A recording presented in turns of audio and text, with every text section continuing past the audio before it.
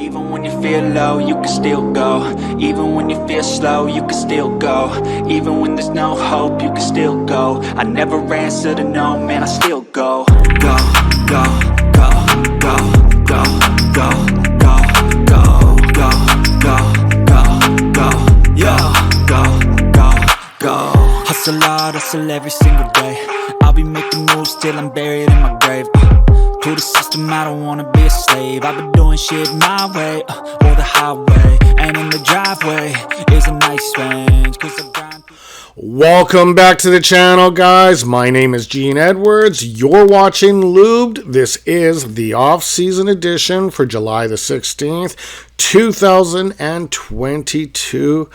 What a busy week this was. And last week it was so busy as well that there was a segment I wanted to put in featuring the upcoming NHL season schedule for the Edmonton Oilers. I'm going to actually do that this week. I'm going to do that shortly. But yeah, what a week. Evander Kane re-signing. I'm going to get into details of that. And I'm also going to get into a bit of a discussion on the Oilers kicking tires on another Kane. Yeah, Patrick Kane. Could he become an Edmonton Oiler? I'm not going to send out any rumors. I'm just going to tell you what I've been hearing through the media sources, through the Elliot Freemans and the Frank Saravellis out of the world. But yeah, there was a little bit of discussion.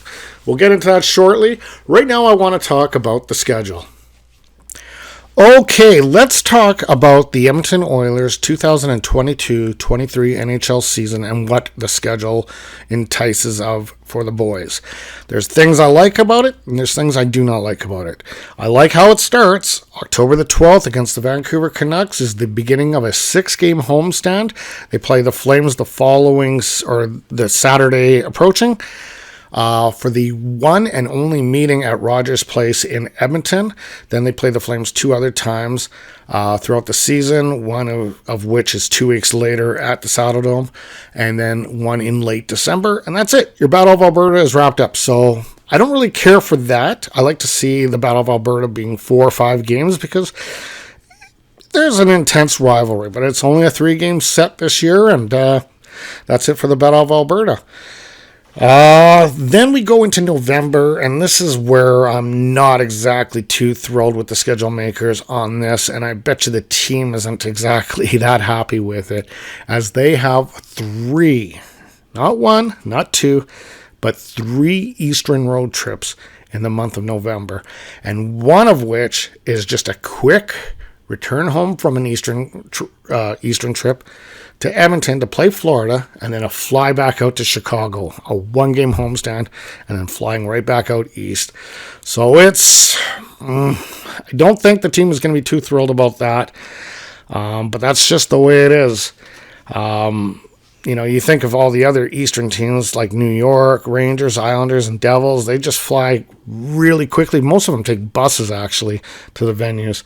That's how easy it is for them. But, yeah, that's going to be a rough November for the Edmonton Oilers. Then they go into December, where it's a 15-game month, 8 of which are at home, 7 are away. They finalize the season series with the Calgary Flames on December the 27th, and that's it. The only time we'll see them is if they meet up again in the playoffs. January, there's a total of 12 games, 7 of which are at home, 5 are on the road. They play the Stanley Cup champions January the 7th at the Rogers Place in Edmonton, so that'll be a rematch if you want to call it that. I mean, a lot of pieces have swapped organizations, so it's not exactly the same rematch that we had, but that's how it is every year, right? You got to make cap space, so teams change. It's just that simple. We go into February, and this is where the Edmonton Oilers have that mandatory CBA agreement where they get that week off. So they will stop playing as of January 29th, and they're off until February 6th. Now, I say this very loosely because there is a bit of a resurgence of COVID God forbid. But yes, the hospital numbers in Ontario are on the rise already, and they fear that there may be another COVID outbreak this winter. Let's cross our fingers that we're not going to go through that crap again. If so, then the schedules might totally change from what we know it as. But let's just cross our fingers and hope that we get through this and not have another issue. We go into March. Their month will consist of 8 home games, 7 visiting games. And then in April, they will have their one and only trip to ASU. Now, from what Chris Johnson has been reporting, is this arena has basically 13 rows of seating, and then I guess it has either restaurants or suites or something above it, but it's going to be interesting to see. And apparently no logo on the ice, so it's going to be interesting to see. I'm actually looking forward to, and I'm not going to wait till April to see it. Whoever they play in early October to see what this looks like. Actually, they don't even play until, I believe, November. I believe they start off the first 20 games on the road or something like that. Some silly number. I don't know the exact number. But anyway, it's going to be interesting to see what they look like in ASU. So then April comes, and the Oilers end off the season against the San Jose Sharks at home on April the 15th. And then we hope to see another beautiful playoff run. And we'll see what the team can do this year and maybe hoist that Stanley Cup. Anyway, let's talk about the free agents that we signed. Okay, let's get into it. Let's break this all down. Evander Kane re-signs with the Edmonton Oilers for a very team-friendly contract. It is a 4-year, $20.5 million contract. This is a cap hit of $5.125, basically Duncan Keith's money, as he officially retired.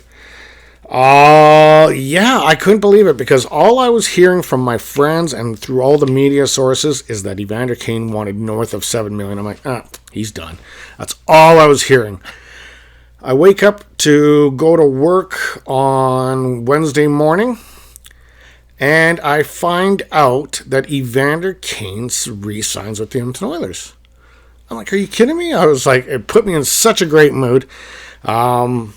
Even though I wasn't feeling very well that day, but it put me in such a really upbeat mood.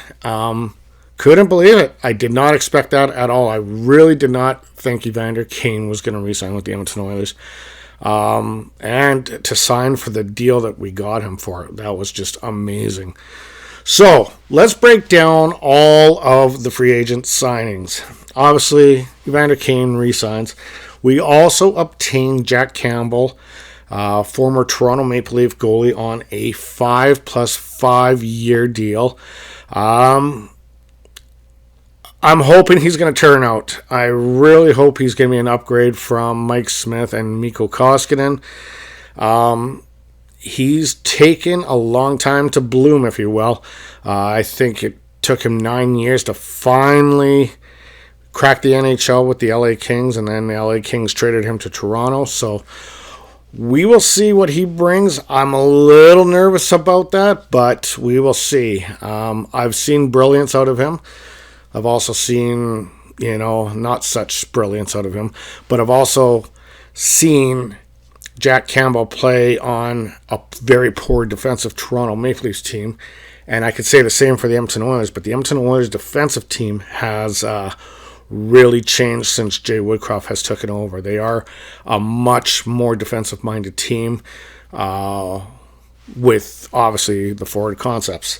So we will see what Jack Campbell brings to the table. I do like the deal. I hope he will be what we expect, but we'll see what happens.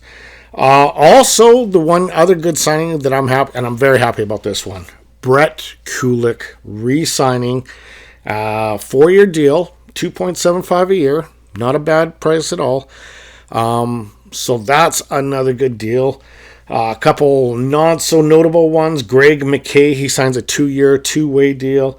Calvin Pickard, goaltender, he signs a 2-year, 2-way deal, so he'll be up and down in the minors. Call up on injury, I guess. And our 32nd overall pick of the 2022 NHL draft, Reed Schaefer, signs his ELC, entry level contract. He's aboard now. Hopefully we see Holloway. Hopefully we see a really good team this year. I think Holland did pretty good. Now I want to talk about something that really gets me very intrigued. But there's been rumors. Okay, no, not rumors. Sorry. I don't want to word rumors because I don't want to do rumors on this program. There's too many YouTube channels that do rumors. There has been confirmations that Ken Holland has been in touch with the Chicago Blackhawks regarding Patrick Kane. So we know he is kicking tires on him. Frank Saravelli reported it. I believe Elliot Freeman has reported on it. We also know that the Chicago Blackhawks are in tank mode. They want Connor Bedard more than they want air itself. Like, holy smokes, I cannot believe what they're giving away to tank for Bedard in a lottery system too, which it's... if I was a Chicago Blackhawk fan... If I was a Chicago Blackhawk fan doing this podcast, I'd probably give up doing the podcast because what I'm seeing out of Chicago is really... The whole idea of having the lottery system is so teams don't tank but what Chicago Blackhawks are doing this year is they're ripping it all apart. So that means that Patrick Kane may be available. But I'll tell you what, there's also going to be a lot of teams licking their chops to get Patrick Kane. Would it be nice? Can you imagine a line of Kane, and McDavid? Holy smokes. That would be just frightening. But we'll see what happens. I'm hoping, I can only cross my fingers, but I am doubtful about that happening. But I was also doubtful that Evander Kane was going to re-sign too. So anyway, guys, that is all I have for you this week. I think going forward now, all the main stuff is over with. I'll be reporting from the training camp, and if I go down to the South Okanagan into Penticton and check out some of the Young Guns tournament, I may do a video and shoot footage from there and actually have it on my video. So guys, this is all I have for you this week. You guys enjoy your summer. Stay out of the heat. Stay hydrated. We'll talk soon.